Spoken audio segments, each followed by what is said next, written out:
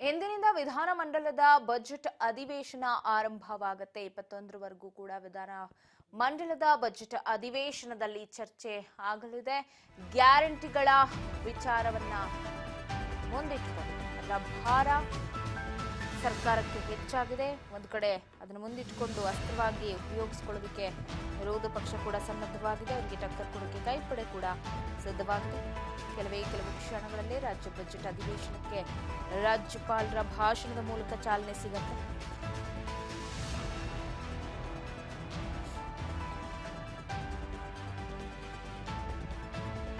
ಉಭಯ ಸದನ ಉದ್ದೇಶಿಸಿ ರಾಜ್ಯಪಾಲರಿಂದ ಭಾಷಣ.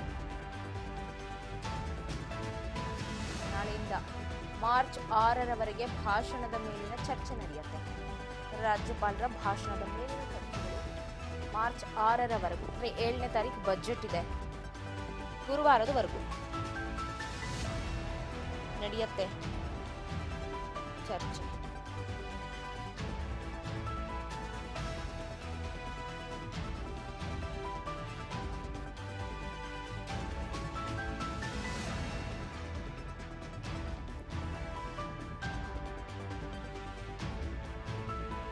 ಉಭಯ ಸದನವನ್ನು ಉದ್ದೇಶಿಸಿ ಕೆಲವೇ ಕ್ಷಣಗಳಲ್ಲಿ ರಾಜ್ಯಪಾಲರು ಭಾಷಣ ಮಾಡಲಿದ್ದಾರೆ.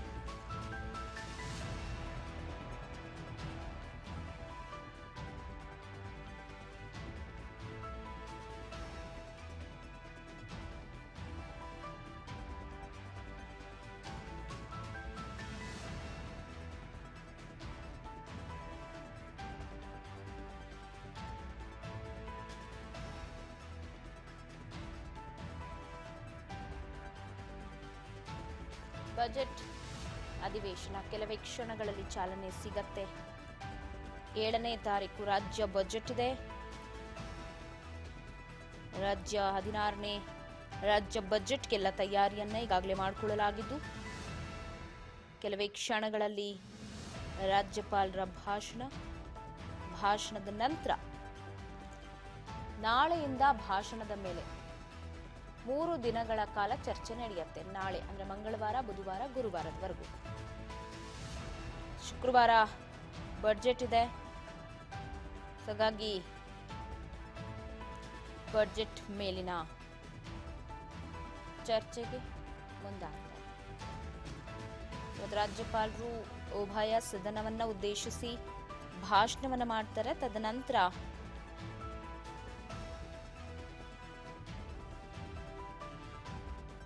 ನಾಳೆಯಿಂದ ಚರ್ಚೆ ಆರಂಭವಾಗುತ್ತೆ. ಸಾಕಷ್ಟು ಕುತೂಹಲ ಇದೆ ಬಜೆಟ್ ಮೇಲೆ. ಒಂದು ಕಡೆ ಗ್ಯಾರಂಟಿಗಳ ಹೊರೆ ಸಾಕಷ್ಟಿದೆ. ರಾಜ್ಯ ಸರ್ಕಾರಕ್ಕೆ ಹೊರೆಯನ್ನ ಯಾವ ರೀತಿ ನೀಗಿಸ್ತಾರೆ ಏನು ಅಂತ ಕೆಲವೇ ಕ್ಷಣಗಳಲ್ಲಿ 11 ಗಂಟೆಗೆ ಸರಿಯಾಗಿ ರಾಜ್ಯಪಾಲರು ಭಾಷಣವನ್ನ ಮಾಡ್ತಾರೆ.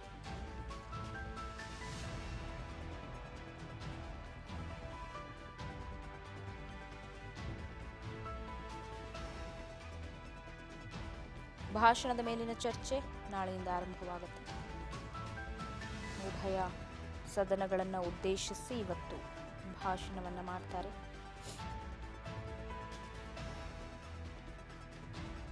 ಸಿಎಂ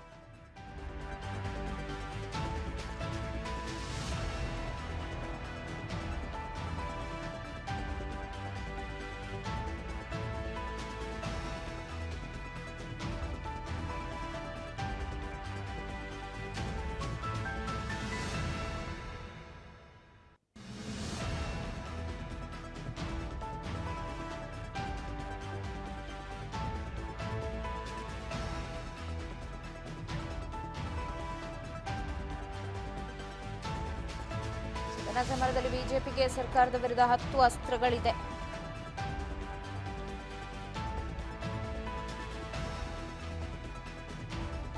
ವಿರೋಧ ಪಕ್ಷಗಳು ಪ್ಲಾನ್ ಮಾಡಿಕೊಂಡಿದೆ. ಏನೆಲ್ಲ ಪ್ಲಾನ್ಗಳಿದೆ? ಇವತ್ತಿನ ನಡೆಸಿದ್ದು ಬಜೆಟ್ ಹೇಗಿರತ್ತೆ? ಹಾಗಾದ್ರೆ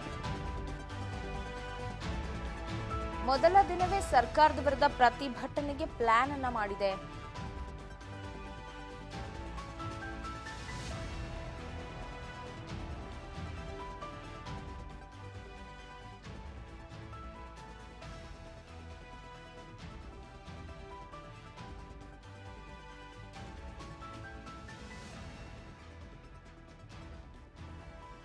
ಬಜೆಟ್ ಅಧಿವೇಶನದಲ್ಲಿ ಬಿಜೆಪಿ ಒಂದಷ್ಟು ಅಸ್ತ್ರಗಳನ್ನು ಮಾಡಿಕೊಂಡಿದೆ. ಬಜೆಟ್ ಅಧಿವೇಶನದಲ್ಲಿ ಬಿಜೆಪಿ ಅಸ್ತ್ರಗಳು ರಾಜಧಾನಿ ಬೆಂಗಳೂರು ಸಮಸ್ಯೆಗಳ ಬಗ್ಗೆ ಕಡೆಗಣನೆ ಆಗ್ತಿದೆ ಅನ್ನೋ ವಿಚಾರ ಆಗಿರಬಹುದು.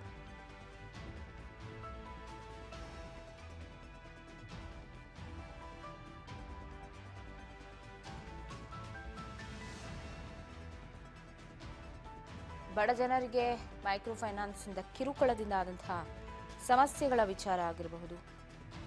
ಇವೆಲ್ಲವೂ ಕೂಡ ಬಜೆಟ್ ಅಧಿವೇಶನದಲ್ಲಿ ಬಿಜೆಪಿ ಅಸ್ತ್ರವನ್ನಾಗಿ ಮಾಡಿಕೊಳ್ಳುತ್ತೆ. ಸದನ ಕದನದಲ್ಲಿ ಶಾಸಕರಿಗೆ ನೀಡುವ ಅನುದಾನ, ಅದರಲ್ಲಿ ಏನೆಲ್ಲ ಕೊರತೆಗಳು ಆಯಿತು ಅಂತ, ಇನ್ನು ಕೆಪಿಎಸ್ಸಿಯಲ್ಲಿ ನಡೆದಿರುವ ಹಗರಣದ ಬಗ್ಗೆ ಕೂಡ ಪ್ರಸ್ತಾಪವನ್ನ ಮಾಡೋದಿಕ್ಕೆ ಪ್ಲಾನ್ ಅನ್ನ ರೂಪಿಸಿಕೊಂಡಿದೆ.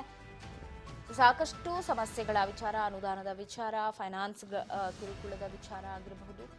ಸೊ ಎಲ್ಲ ವಿಚಾರಗಳು ಜೊತೆಗೆ ಗ್ಯಾರಂಟಿ ಅಂತ ಕೊಟ್ಟು ಗ್ಯಾರಂಟಿ ಹಣ ಕೈ ಸೇರ್ತಾ ಇಲ್ಲ. ಗೃಹಲಕ್ಷ್ಮಿ ಹಣ ಆಗಿರಬಹುದು, ಅನ್ನಭಾಗ್ಯ ಆಗಿರಬಹುದು. ಸೊ ಈ ಯೋಜನೆಗಳಿಗೆ ಯಾವ ರೀತಿಯಾಗಿ ಸರ್ಕಾರ ಕನ್ನ ಹಾಕಿದೆ ಅನ್ನೋ ವಿಚಾರ ಕೂಡ ಚರ್ಚೆ ಆಗುತ್ತೆ. ಸೊ ಹಾಗಾಗಿ ಎಲ್ಲ ತಯಾರಿಯನ್ನ ಕೂಡ ವಿರೋಧ ಪಕ್ಷಗಳು ಮಾಡಿಕೊಂಡಿದೆ. ಸೊ ಇಂದು ಭಾಷಣ ಮುಗಿದ ನಂತರ ಎಲ್ಲ ಅಸ್ತ್ರಗಳನ್ನು ಮುಂದಿಟ್ಟುಕೊಂಡು ಸರ್ಕಾರವನ್ನ ಕಟ್ ಹಾಕುವಂತಹ ಪ್ಲಾನ್ ಮಾಡಿಕೊಂಡಿದೆ. ಸೊ ಅದೆಲ್ಲದಕ್ಕೂ ಕೆಲವೇ ಕ್ಷಣಗಳು ಮಾತ್ರ ಬಾಕಿ ಇದೆ. ಮೈತ್ರಿ ಸರ್ಕಾರದ ಅಸ್ತ್ರಗಳು, ಬ್ರಹ್ಮಾಸ್ತ್ರಗಳಿಂದ ಯಾವ ರೀತಿ ಸರ್ಕಾರ ಬಚಾವಾಗುತ್ತೆ, ಸೊ ಅವ್ರಿಗೆ ಯಾವ ರೀತಿ ಟಕ್ಕರ್ ಕೊಡ್ತಾರೆ, ಉತ್ತರ ಕೊಡ್ತಾರೆ, ಎಲ್ಲವನ್ನ ನೋಡಬೇಕು. ಇನ್ನು SC/ST ಸಮುದಾಯದ ಹಣ ಅನ್ಯ ಉದ್ದೇಶಗಳಿಗೆ ಬಳಕೆ ಆಗಿರೋದು, ಅಂದ್ರೆ ಗ್ಯಾರಂಟಿಗಳಿಗೆ ಬಳಕೆ ಆಗಿರುವುದಾಗಿರ್ಬೋದು, ಬಡ ಜನರಿಗೆ ಈಗಾಗಲೇ ಹೇಳಿದಂಗೆ ಮೈಕ್ರೋ ಫೈನಾನ್ಸ್ ಕಿರುಕುಳ ಆತ್ಮಹತ್ಯೆ ಮಾಡಿಕೊಂಡ ವಿಚಾರ ಎಲ್ಲವೂ ಕೂಡ ಚರ್ಚೆ ಆಗುತ್ತೆ.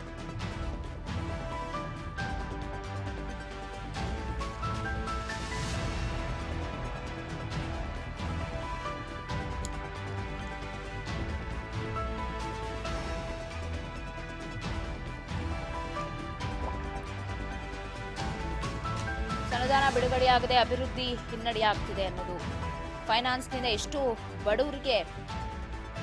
ಬಡವರು ಸಾವು ನೋವಲ್ಲಿ ಇದ್ರು ಅನ್ನೋ ವಿಚಾರ ಇವೆಲ್ಲವೂ ಕೂಡ ಚರ್ಚೆಗೆ ಬರುತ್ತೆ. ದರ ಏರಿಕೆ ಪ್ರತಿನಿತ್ಯ ಕೂಡ ಮೆಟ್ರೋ ಆಯಿತು, ಬಸ್ ದರ ಆಯಿತು, ಈ ರೀತಿ ಸಾಕಷ್ಟು ದರ ಏರಿಕೆಗಳೇನಾಯಿತು, ಹಾಲಿನ ದರ. ಸೊ ಈ ಎಲ್ಲ ವಿಚಾರಗಳನ್ನ ಕೂಡ ಮುಂದಿಟ್ಟುಕೊಂಡು ಹೋರಾಟಕ್ಕೆ ಸಜ್ಜಾಗಿದೆ ವಿಪಕ್ಷಕ್ಕೆ ಕೌಂಟರ್ ಯಾವ ರೀತಿ ಕೊಡ್ತಾರೆ, ಸರ್ಕಾರ 2 ವರ್ಷದಲ್ಲಿ ಏನೆಲ್ಲ ಸಾಧನೆಯನ್ನು ಮಾಡಿದೆ, ಎಲ್ಲ ವಿಚಾರಗಳು ಕೂಡ ಇಂದು ಚರ್ಚೆಗೆ ಬರುತ್ತೆ. ಪರಿಷತ್ನಲ್ಲೂ ಕೂಡ ಬಜೆಟ್ ಅಧಿವೇಶನದ ಸಮರ ಇವತ್ತು ಜೋರಾಗೇ ಇರುತ್ತೆ. ವಿರೋಧ ಪಕ್ಷಗಳು ಒಂದಷ್ಟು ಪ್ಲಾನ್ಗಳನ್ನು ರೂಪಿಸ್ಕೊಂಡಿದೆ. ನಾವು ಈಗಾಗಲೇ ಹೇಳಿದ ಹಾಗೆ ಪ್ಲಾನ್ ಎಷ್ಟರ ಮಟ್ಟಿಗೆ ವರ್ಕೌಟ್ ಆಗುತ್ತೆ ಅನ್ನೋದು ಸದ್ಯ ಅದು ನೋಡಬೇಕು.